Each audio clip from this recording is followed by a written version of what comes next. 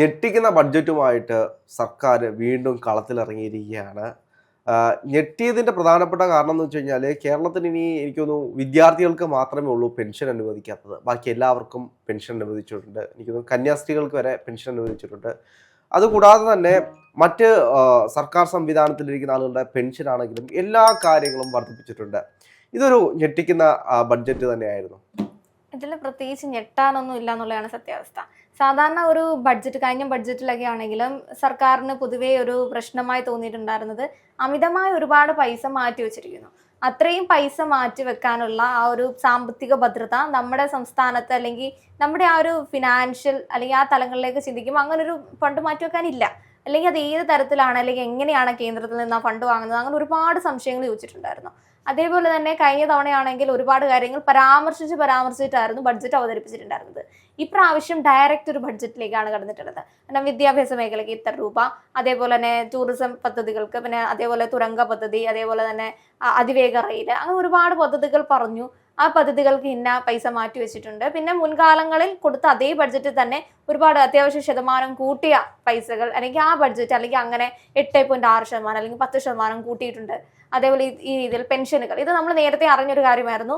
ബഡ്ജറ്റിൽ കയറ്റാൻ പോകുന്നൊരു കാര്യമാണ് പെൻഷൻ തുക എന്ന് വെച്ചാൽ എല്ലാ മേഖലയിലുള്ള ആൾക്കാരെയും പരിഗണിച്ചുകൊണ്ടുള്ളൊരു പെൻഷൻ അല്ലെങ്കിൽ ആ രീതി, അല്ലെങ്കിൽ അങ്ങനെ ഇനിയിപ്പോൾ ഒരു നിയമസഭ വരികയാണെങ്കിലും ഞങ്ങൾ ഒഴിവാക്കി എന്ന് പറയുന്ന ഒരു കാര്യത്തിന്റെ അപ്പുറത്തേക്കും നിങ്ങളെ കൂടെ പരിഗണിച്ചിട്ടുണ്ട് എന്ന രീതിയിൽ അത് കൊടുക്കാൻ പറ്റുമോ ഇല്ലയോ എന്നുള്ളതൊന്നും സർക്കാർ പ്രതികരിക്കുന്നില്ല. അതിന്റെ അപ്പുറത്തേക്കും അവരെ കയറ്റുക, അല്ലെങ്കിൽ അത്യാവശ്യം നല്ല എമൗണ്ട് ആണ് പെൻഷൻസിനൊക്കെ ആഡ് ചെയ്ത് പോയിട്ടുള്ളത്. അതേപോലെ KSEB പരിഗണനകൾ ഉണ്ടായിട്ടുണ്ട്, KSRTCക്ക് ഉണ്ട്. അതേപോലെ എല്ലാ മേഖലകളിലും പരിഗണനകൾ പോയിട്ടുണ്ട്. ഉന്നത വിദ്യാഭ്യാസ മേഖല. പക്ഷേ ഈ ബഡ്ജറ്റ് കാണുന്ന സമയത്ത് സർക്കാരിന് പോലും ഒരു കോൺഫിഡൻസ് ഇല്ലെന്ന് തോന്നിപ്പോകും. കാരണം ഭരണവിരുദ്ധ വികാരം അറിഞ്ഞുകൊണ്ടുള്ള ഒരു ബഡ്ജറ്റ് എന്ന രീതിയിലാണ്. ഈ ഇടക്കാല ബഡ്ജറ്റുകളെ പറ്റിയിട്ടൊക്കെ കേട്ടിട്ടുണ്ട്. കാരണം ഒരു സർക്കാർ വരുന്ന സമയത്ത് ഒരു ബഡ്ജറ്റ് അവതരണം ഉണ്ടായിരിക്കും. അതിനുശേഷം അവർ ഭരണത്തിൽ കയറി കുറച്ച് പീരീഡ് ഓഫ് ടൈം കഴിഞ്ഞിട്ടാണ് പ്രധാന ബഡ്ജറ്റ് അവതരിപ്പിക്കുന്നത്. അതേപോലെ കാരണം ആ ഒരു ബഡ്ജറ്റ് എന്ന് പറയുന്നത് ഒരു ബോധിപ്പിക്കൽ ബഡ്ജറ്റ് എന്ന രീതിയിലാണ്. കാരണം ഞങ്ങൾ വരുന്ന സമയത്ത് ഞങ്ങളുടെ ഫിനാൻഷ്യൽ ഞങ്ങൾ ഇങ്ങനെയൊക്കെയാണ് പ്ലാൻ ചെയ്തിരിക്കുന്നത്. അത് ശരിക്കും ഓരോ ഇലക്ഷൻ വരുന്ന സമയത്തേക്കും എല്ലാ പാർട്ടി അല്ലെങ്കിൽ BJP ചെയ്തിട്ടുണ്ടായിരിക്കും. അല്ലെങ്കിൽ പ്രധാന പ്രതിപക്ഷമായിട്ടുള്ള VD സതീശൻ പറഞ്ഞിട്ടുള്ള UDFന്റെ ബഡ്ജറ്റ് ആയിരിക്കും ഇവിടെ ഉണ്ടാവാൻ പോകുന്നത്. അപ്പോൾ ഇവർക്ക് കൃത്യമായിട്ട് പ്ലാനിങ് ആയിട്ടൊരു ബഡ്ജറ്റ് ഉണ്ടാവും. പക്ഷേ CPMനെ സംബന്ധിച്ച് അല്ലെങ്കിൽ സർക്കാരിനെ സംബന്ധിച്ച് നമുക്കല്ല പ്ലാൻ ചെയ്തൊന്നും ബഡ്ജറ്റ് ഉണ്ടാക്കേണ്ട എന്ന രീതിയിലാണ് ഉണ്ടാക്കിയിരിക്കുന്നത്. എന്തായാലും നമ്മൾ രണ്ടാം സ്ഥാനക്കാരായി പോകും, അല്ലെങ്കിൽ ഒരു ഭരണവിരുദ്ധ വികാരം ഇവിടെ ഉണ്ട്. നമ്മൾ കഷ്ടപ്പെട്ട് ഈ ബഡ്ജറ്റ് ഉണ്ടാക്കി അല്ലെങ്കിൽ നടപ്പാക്കാൻ വേണ്ടിയിട്ട് ഒരു ബഡ്ജറ്റ് ഉണ്ടാക്കിയിട്ട് വലിയ കാര്യമൊന്നും അല്ല. ഈ ബഡ്ജറ്റിന്റെ ഏറ്റവും വലിയ വിഷയം എന്ന് പറയുന്നത് ബഡ്ജറ്റ് അവതരിപ്പിച്ചു വലിയ രീതിയിൽ തന്നെ ധനകാര്യമന്ത്രി ആദ്യമേ തന്നെ പറഞ്ഞിരുന്നു, ഇത് നിങ്ങൾ വലിയ രീതിയിൽ ചിന്തിക്കേണ്ട കാര്യമില്ല, ഇത് ചെറിയൊരു ബഡ്ജറ്റാണ്, ഇത് അത്ര വലിയ മിന്നൽ ബഡ്ജറ്റ് ഒന്നും അല്ല എന്ന് അദ്ദേഹം ആദ്യം തന്നെ പറഞ്ഞിരുന്നു. പക്ഷേ അതിനൊക്കെ അപ്പുറത്തേക്ക് ക്ഷേമ പെൻഷൻ വർദ്ധിപ്പിക്കുക, സർക്കാരിൻ്റെ ആനുകൂല്യങ്ങൾ വർദ്ധിപ്പിക്കുക, ഇത്തരത്തിലുള്ള കാര്യങ്ങൾ നമ്മൾ കണ്ടു. പക്ഷെ ഇതിനെല്ലാം പൈസ സർക്കാർ എവിടെ നിന്ന് എടുത്തു കൊടുക്കുമെന്നൊരു ചോദ്യം ബാക്കിയാണ്. പക്ഷേ കഴിഞ്ഞ ബഡ്ജറ്റ്, അതുകൊണ്ടാണ് ഞാൻ കഴിഞ്ഞ ബഡ്ജറ്റിനെ വെച്ച് കമ്പയർ ചെയ്ത് വന്നത്. അതായത് ധനകാര്യമന്ത്രി തന്നെ ഉദാഹരണം പറഞ്ഞിട്ടുണ്ട്. പുള്ളി തന്നെ പറഞ്ഞു മിന്നൽ ബഡ്ജറ്റ് അല്ലാന്ന്. കാരണം കഴിഞ്ഞ തവണ അവർ പറഞ്ഞ ബഡ്ജറ്റ് എന്ന് പറയുന്നത് മിന്നൽ ബഡ്ജറ്റ് ആയിരുന്നു. അത്രത്തോളം മോഹവാഗ്ദാനങ്ങളായിരുന്നു ആ ഒരു ബഡ്ജറ്റിൽ ഉണ്ടായിട്ടുണ്ടായിരുന്നത്. അതുകൊണ്ട് തന്നെ അതിനെ കമ്പയർ ചെയ്ത് ഇതിലേക്ക് വരുന്ന സമയത്ത് ഇതൊരു മിന്നൽ ബഡ്ജറ്റ് അല്ല. അത്രത്തോളം അന്ന് നമ്മൾ കണ്ട കോടിക്കണക്കിന് കടം അല്ലെങ്കിൽ നിലനിൽക്കെ ഉണ്ടായിട്ടുള്ള കോടിക്കണക്കിന് പദ്ധതികളുടെ ആ ഒരു ലിസ്റ്റ് ഒന്നും ഈ കണക്കിനകത്തില്ല. അതിൽ സംബന്ധിച്ച് നോക്കുകയാണെങ്കിൽ ഈ കണക്ക് വളരെയധികം ചെറുത് തന്നെയാണ്. അതിപ്പോൾ പുള്ളി പറഞ്ഞ പോലെ തന്നെ ചെറിയൊരു ബഡ്ജറ്റ് തന്നെയാണ്. അതിൻ്റെ അപ്പുറത്തേക്കും പറഞ്ഞിട്ടുള്ള ഒരുപാട് പദ്ധതി, ഇപ്പൊ ധർമ്മടത്തൊക്കെ ഒരുപാട് പദ്ധതികൾ ഞാൻ കണ്ടു. കണ്ണൂർ ഒരു പ്രത്യേക അല്ലെങ്കിൽ കൊച്ചിയൊക്കെ പോലെ ഒരു വളരാൻ പോകുന്ന വലിയൊരു ഹബ്ബായിട്ടൊക്കെയാണ് എനിക്ക് തോന്നിയത്. അതെനിക്ക് തോന്നുന്നു ചിലപ്പോൾ സാധാരണ ഈ പ്രകടന പട്ടികയൊക്കെ ഇല്ലേ, അതിനകത്തിൽ നമ്മുടെ സ്ഥലത്ത് വരാൻ പോകുന്ന വികസനങ്ങളെ പറ്റിയിട്ട് അല്ലെങ്കിൽ ഞങ്ങൾ കൊണ്ടുവരാൻ പോകുന്ന വികസനങ്ങളെ പറ്റിയിട്ട് പ്രതിപക്ഷം പറയുന്നത് ഞാൻ കണ്ടിട്ടുണ്ട്. ഓരോ സ്ഥാനാർത്ഥികളും പറയും ഞാൻ ഇവിടെ അതോരോ പഞ്ചായത്തുകളിലും ആ രീതിയിൽ തന്നെ എനിക്ക് തോന്നുന്നു തോറ്റുപോകുന്ന ഒരു പേടിയുള്ളത് കൊണ്ടായിരിക്കാം കണ്ണൂർ ഇത്രയധികം പദ്ധതികൾ ആവിഷ്കരിക്കാൻ കൊണ്ടുവന്നിട്ടുള്ളത്. അത് എങ്ങനെ കൊണ്ടുവരും അല്ലെങ്കിൽ അത് പിണറായി വിജയൻ പേടിച്ചത് കൊണ്ടാണോ കണ്ണൂരിലേക്ക് ഇത്ര, അതായത് നമ്മൾ കഴിഞ്ഞ കുറച്ച് ദിവസങ്ങളായിട്ട് ചർച്ച ചെയ്യുന്ന മറ്റൊരു വിഷയമാണ് പിണറായി വിജയൻ ധർമ്മടത്ത് വലിയൊരു സ്ഥാനാർത്ഥി വന്നു കഴിഞ്ഞാൽ തോറ്റുപോകുമോ എന്നുള്ള ചോദ്യം. അദ്ദേഹം ആ ചോദ്യത്തിന് കേരളത്തിന്റെ തന്നെ വലിയ മുഖ്യമന്ത്രിയാണ്. പ്രസക്തി ഇല്ലാത്ത രീതിയിലാണ് നിലവിലെ ബഡ്ജറ്റ് ഉള്ളത്.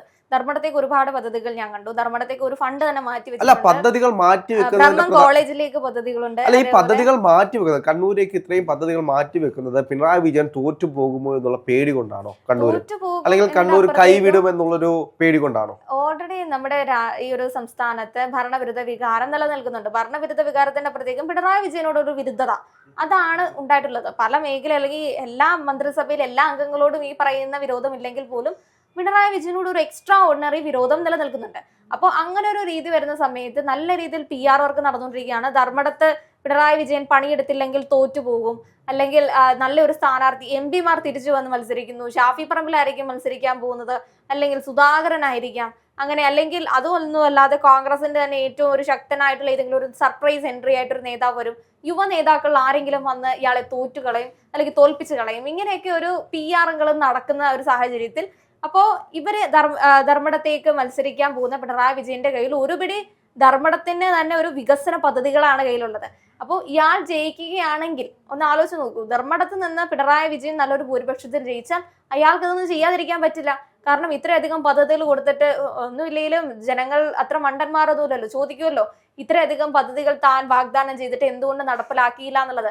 ഇപ്പോൾ ധർമ്മടത്തും കണ്ണൂരും മാത്രമല്ല പദ്ധതികൾ ഉള്ളത്, എല്ലാ സ്ഥലങ്ങളിലും കൃത്യമായ പദ്ധതികൾ കൊല്ലം ജില്ലയിലേക്ക് മാറ്റിവെച്ചിട്ടുണ്ട്. അതേപോലെ തന്നെ അടിമാലി അവിടേക്ക് മാറ്റിവെച്ചിട്ടുണ്ട്. അതേപോലെ വിദ്യാഭ്യാസ മേഖലകളൊക്കെ എടുത്തു പറഞ്ഞുകൊണ്ട് തന്നെ ഓരോ സ്ഥലങ്ങളിലെ അല്ലെങ്കിൽ ഓരോ UG വരെ പഠിക്കുന്നവർക്ക് സൗജന്യ വിദ്യാഭ്യാസം കോളേജ് അല്ലെങ്കിൽ ഇത്തരം കോളേജുകൾക്ക്, ആർട്സ് കോളേജുകൾക്ക്, അതേപോലെ വുമൺ ഫിലിം ഫെയർ, അതേപോലെ എല്ലാ മേഖലയും സാംസ്കാരികം, കലാ, സാഹിത്യം, വിദ്യാഭ്യാസം, സയൻസ്, ശാസ്ത്രം, ഇങ്ങനെ എല്ലാ മേഖലകളിലേക്കും കായികം ഇതിലൊക്കെ മാറ്റി വെച്ചിട്ടുണ്ട്. അതോടൊപ്പം തന്നെ നമുക്ക് ശ്രദ്ധിക്കേണ്ട ഒരു സ്ഥലമാണ് ധർമ്മടം. ഞാൻ ആ ധർമ്മടത്തേക്ക് ഇത്രയധികം പദ്ധതികൾ മാറ്റി വെച്ച സമയത്താണ് ആലോചിച്ചത് എന്തുകൊണ്ടായിരിക്കാം ഇങ്ങനെ ഒരു സൂപ്പർ സ്പെഷ്യൽ ആയിട്ടുള്ള ഒരു ബഡ്ജറ്റ് ഒക്കെ ധർമ്മടത്തിന് വേണ്ടി മാത്രം മാറ്റിവെച്ചത്. അല്ലെങ്കിൽ ബ്രഹ്മൻ കോളേജ് അല്ലെങ്കിൽ കഴിഞ്ഞ ബഡ്ജറ്റുകളിലൊക്കെ ഒരുപാട് സ്ഥലങ്ങളിലേക്ക് മാറ്റിവെക്കുന്ന കണ്ടിട്ടുണ്ട്. പക്ഷെ ശ്രദ്ധിക്കാൻ തോന്നി, കാരണം ഇത്രയധികം ഒരു PR-കളും അല്ലെങ്കിൽ ഇങ്ങനെ ഒരു പ്രചരണം നടക്കുന്നുണ്ട്. പിണറായി വിജയൻ അത്യാവശ്യം വിയർക്കുന്ന ഒരു സാഹചര്യമാണ്. അതുകൊണ്ട് തന്നെ ആയിരിക്കാം ധനകാര്യമന്ത്രിയോട് പ്രത്യേക ശുപാർശ ചെയ്ത് കാണും, ധർമ്മടത്തേക്ക് ഇങ്ങനെ ഒരു സ്പെഷ്യൽ ആയിട്ടുള്ള ഒരു അല്ലെങ്കിൽ പരാമർശിക്കണം, അല്ലെങ്കിൽ ധർമ്മടത്ത് ഒരുപാട് പദ്ധതികൾ ഞങ്ങൾ കൊണ്ടുവരാൻ ആവിഷ്കരിക്കാൻ പോകുന്നുണ്ട് എന്ന രീതിയിലേക്കായിരിക്കും. കാരണം നമ്മൾ ഇതിനു മുമ്പ് കണ്ടിട്ടുള്ളതാണല്ലോ, ഇപ്പോൾ ഉമ്മൻചാണ്ടി പുതുപ്പള്ളിയിൽ ഒരുപാട് കാര്യങ്ങൾ ചെയ്തിട്ടുണ്ട്, അയാൾ കുറേയധികം പദ്ധതികൾ കൊണ്ടുവന്നിട്ടുണ്ട്. ചിലപ്പോൾ ആ സ്റ്റൈല് പിടിക്കുന്നതായിരിക്കാം പിണറായി വിജയൻ ഇറങ്ങുന്നതിന് മുൻപ് ഞാനാണ് നിലനിൽക്കുന്നതെങ്കിൽ ഉമ്മൻചാണ്ടി ഉണ്ടാക്കിയ പുതുപ്പള്ളിയിലെ വികസനത്തേക്കാൾ ഒരുപടി മുകളിലേക്ക് ധർമ്മടത്തും കണ്ണൂരിലും വൻ വികസനങ്ങളായിരിക്കും നമ്മൾ കൊണ്ടുവരാൻ പോകുന്നത്. അതായിരിക്കാം ഈ പറയുന്ന ബഡ്ജറ്റ് കൊണ്ട് ഉദ്ദേശിച്ചിട്ടുള്ളത്. പക്ഷെ അവർക്ക് തന്നെ ഒരു കോൺഫിഡൻസ് ഇല്ല, ഭരണവിരുദ്ധ വികാരമുണ്ട്, അല്ലെങ്കിൽ ഞങ്ങൾക്ക് ഇനി ഒരു തുടർ ഭരണം കിട്ടില്ല എന്നൊരു പേടി കൊണ്ടുള്ള ഒരു ബഡ്ജറ്റ് ആയിട്ടാണ് ഈ പറയുന്ന ഈ ഫിനാൻസ് ജേർണലിസ്റ്റുകളാണെങ്കിലും ഇത്തരം നിരീക്ഷകരൊക്കെ ആണെങ്കിലും ഈ ഒരു ബഡ്ജറ്റിനെ കാണുന്നത്. അൾട്ര ഫ്ലോപ്പ് ബഡ്ജറ്റ് ഒന്നും നമുക്ക് പറയാൻ പറ്റില്ല, പക്ഷെ പേടി കൊണ്ടുണ്ടാക്കിയ ഒരു ബഡ്ജറ്റ്.